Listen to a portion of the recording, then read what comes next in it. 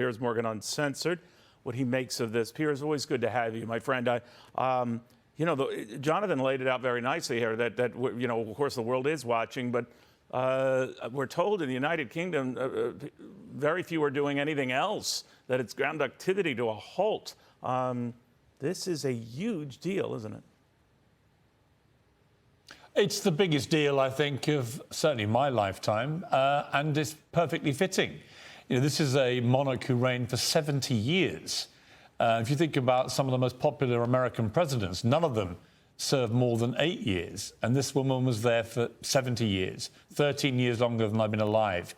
And this is a country in mourning, Neil, to be honest. Everyone, I think, taken aback by how moved and emotional we've all been in the last few days, because, of course, she was 96. It wasn't a terrible shock. It wasn't like when Princess Diana was killed in a car crash in her 30s. And yet, when we suddenly had to wake up to the realization that we no longer had this woman on our throne, it was a huge blow to the country. And I think you're seeing that throughout this country. And I think the whole world is now seeing that. You know, Piers, I'm wondering about these perceived rapprochements going on between Harry and William, Harry and his father, Harry and Meghan. And, what do you make of them? Are they real, or is this just a temporary truce? After all, Harry has that book coming out, $20 million deal. I know you famously just said junk it, but it doesn't look like he is. So where does all that stand? I think it's a complete mess behind the scenes. I think they're putting on a show because they recognise that this is about the Queen and about paying tribute to her and commemorating her extraordinary reign, and they don't want to have distractions about their rifts. But let's be quite clear. I mean, if you watch the body language between William and Harry or Kate and Meghan Markle, there is very little contact between them, any direct contact at all. I think they're just putting on a show, as the royals are very good at doing, over the years when times get tough or when there are feuds behind the scenes.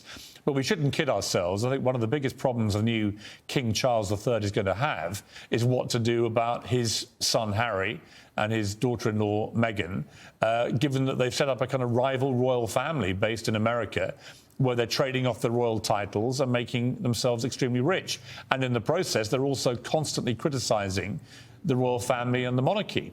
I don't think they should be allowed to do this whilst keeping the titles. That's a question, of course, for King Charles. He could, if he wanted to, strip them. What is it going to be like, Neil, when Prince Harry's book comes out, if, as we have been told, it spray guns Camilla, the new Queen consort, and settles scores with her over what Harry perceives to be her damaging role in the breakup of his parents' marriage? If that happens now, and Camilla is our Queen, that is going to be incredibly damaging. So I've urged Prince Harry to get rid of this book, to cancel it, to pulp it, to do what he can to stop it coming out, because I can't see anything but bad coming from that book, and a more torrent of allegations against his father, who he's already been repeatedly criticising, and against Camilla, who has, to be honest, become incredibly popular in this country.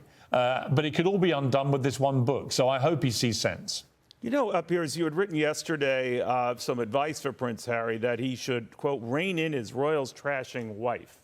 That doesn't seem likely, but I'm wondering where you see this whole thing going. If, to your point, this is a short-lived moment or appearance of truce, and then you got the Prince Andrew situation and all that, we could be right back to the fighting drawing board here. Yeah, listen, William and Harry don't talk to each other. I mean, all you need to know is that when the Queen was dying, Harry got on a plane up to Balmoral, stayed the night at Balmoral, left in the morning, and apparently never exchanged a single word with his brother. These were brothers who were unbelievably close. So this is a real Shakespearean tragedy, really, the breakdown of this relationship with these two boys. It would break their mother, Diana's, heart. But where does it go? Well, here's the problem, Neil. Meghan Markle, in particular, but also aided by her husband, Harry, they have set out to ruthlessly and, in my view, cynically exploit their royal status to the tune of over $100 million with these huge deals with companies like Spotify and Netflix and others. But their only currency is attacking their own family. If you take that out, what are you left with? You're left with a couple of people living in California, the easy life with their chickens and kids. That's a pretty limited appeal to any broadcasters. So they have to keep doing what they've been doing ever since they left this country and the royal family, and let us continue to criticise the royals and moan about the monarchy and how awful they were treated, without ever providing any real evidence to support any of these allegations.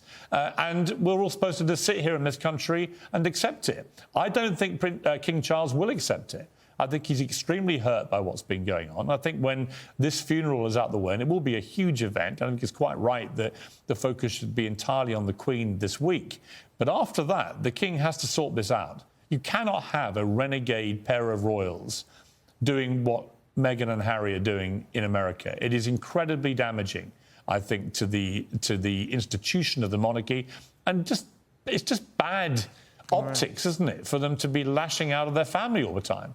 Just amazing, Piers. Your ability to just speak very directly, no gray lines. We know exactly where you're coming from, and say it without an or It's very sad, Neil. It's very sad. It is I would feel indeed. this way about any family.